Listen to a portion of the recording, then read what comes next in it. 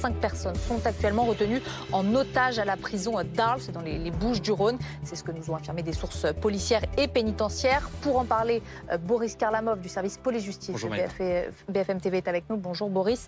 Alors c'est un détenu muni d'une arme blanche qui retient ces 5 personnes à la prison. Absolument, prise d'otage qui est donc toujours en cours depuis la fin de matinée, prise d'otage à la maison centrale d'Arles, une maison centrale qui est située dans le nord de la ville.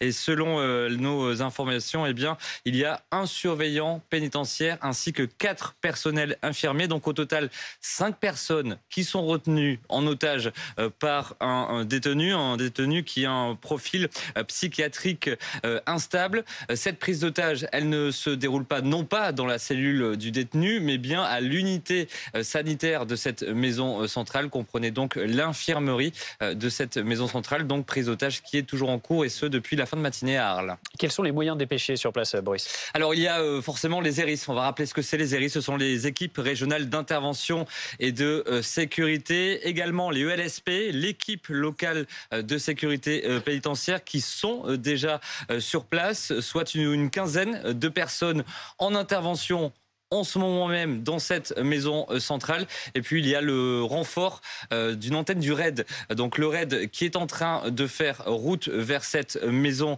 centrale pour donc intervenir le plus rapidement possible. Mais on va rappeler cette principale information, donc prise d'otage qui est toujours en cours avec au moins 5 personnes au total. Boris, qu'est-ce que l'on sait de cette prison d'Arles ?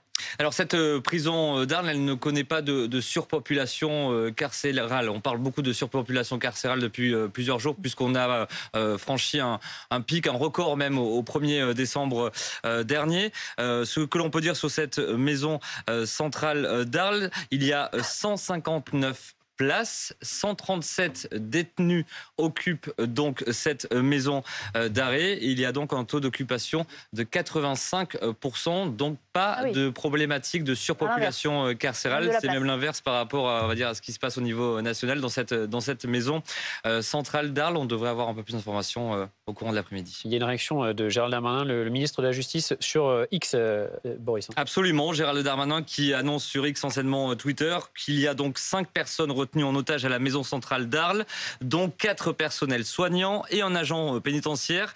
Le tout nouveau garde des Sceaux qui indique « Nous avons mobilisé tous les moyens pour y faire face. Je suis en temps réel l'évolution de la situation ». Hasard du calendrier, souvenez-vous, hier, Gérald Darmanin, il a visité la maison d'arrêt des Baumettes à Marseille. Il avait pu échanger avec de nombreux agents pénitentiaires dans un contexte de narcotrafic où Gérald Darmanin, il veut instaurer un isolement renforcé pour les 100 plus grands narcotrafiquants déjà incarcérés, puisque certains d'entre eux continuent à mener leur activité criminelle depuis leur cellule. Il y a une grande inquiétude, ces agents pénitentiaires qui sont confrontés à de multiples violences, à de multiples menaces. Et justement, hier, le ministre de la Justice, il a annoncé à Marseille bien qu'il souhaitait alourdir les peines pour tous ceux qui s'en prennent donc à ces agents pénitentiaires. On est donc au lendemain de cette visite marathon à Marseille que j'ai pu suivre hier avec le ministre de la Justice. Et donc avec cette prise d'otage en cours qui intervient donc au lendemain de la visite de Gérald Darmanin à Marseille, non loin de Arles.